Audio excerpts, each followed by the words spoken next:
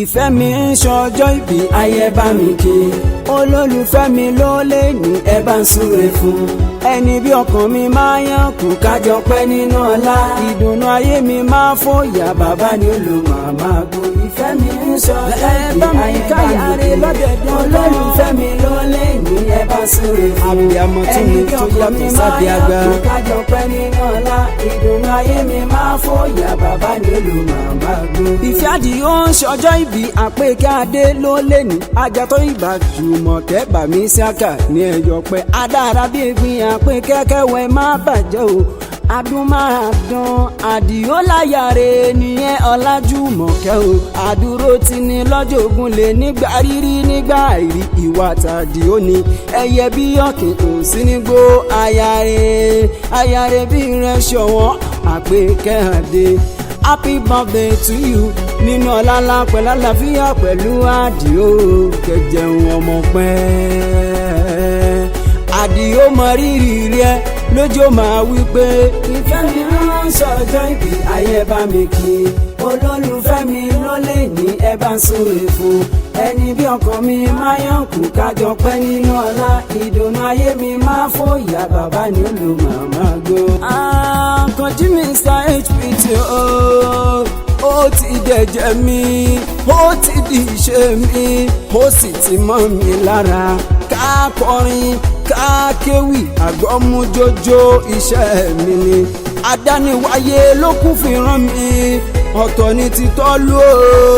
ọ̀tọ̀ ní ti tọ́lú ọ̀tọ̀ ní ti tọ́lú wò iṣẹ́ mi yé mi ò bá wọn pèdè tàná mọ́ tóró ti bá náà lọ ni tuntun ṣálẹ̀ yóò ká túnjọ máa dùn rẹ̀ bí oyin eré kọ́ ní iṣẹ́ tiwa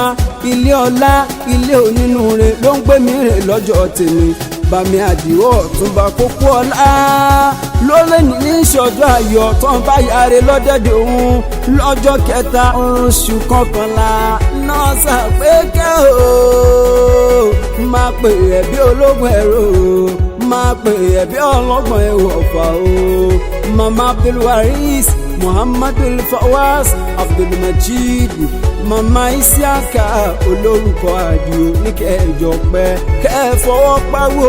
kẹjẹ àwọn ọmọ pẹ́ nínú ọlá pẹ̀lú àlàáfíà ara ó yá máa ti lọ máa gbọ́ mi ọlájúmọ̀kẹ́ àdìó ní bọ́ délé àwọn bàbá tó bí ọlọ́mọ àyà ọ̀túnba ìwọ lọmọ wọn lọ́tàn ayé gbajú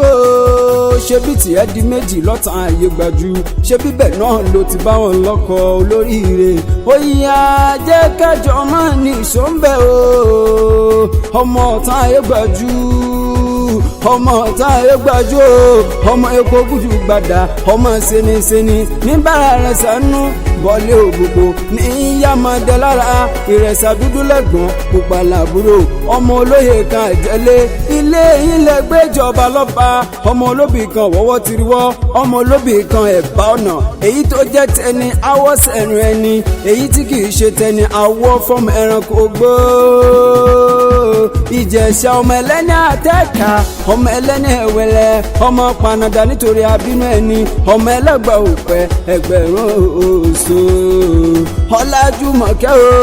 ògbó kò tọ́ àdìó ní ẹjọ́ pẹ́ nínú ọlá ńlá pẹ́ lálàáfíà ara èyí ò ní já ṣe pẹ̀kun àpèkẹ́ adé kò ṣọ̀pọ̀ ẹ̀ nínú ọlá àyà rere ẹgbẹ́ èyí ò ní já ṣe pẹ̀kun àpèkẹ́ adé kò ṣọ̀pọ̀ ẹ̀ nínú ọlá àyà rere